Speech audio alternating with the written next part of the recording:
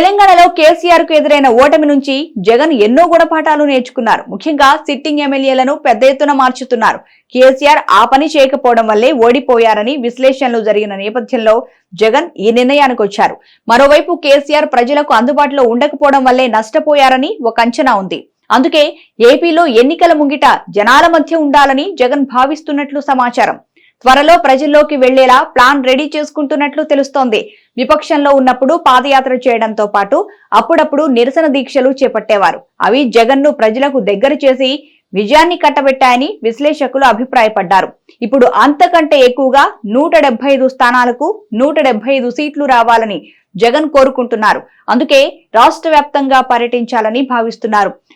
మరో 10 రోజుల్లో క్లారిటీ రానుంది. రాష్ట్ర వ్యాప్తంగా 11 మంది అభ్యర్థులను మార్చుతూ తొలి జాబితాను విడుదల చేశారు. మరో 50 మందిని మార్చి రెండో జాబితా విడుదల చేసేందుకు కసరత్తు చేస్తున్నారు. మరోవైపు జనవరి 21 నాటికి ఎన్నికల నోటిఫికేషన్ రావచ్చనే ప్రచారం ఉంది. ఇంతలో వీలైనన్ని పథకాలు ప్రారంభించి ప్రజల మనసు గెలుచుకోవాలని జగన్ చూస్తున్నారు. అటు తర్వాత ప్రజల్లోకి వెళ్లాలని భావిస్తున్నారు. ప్రతిపక్ష టీడీపీ జనసేనలను టార్గెట్ చేయనున్నారు.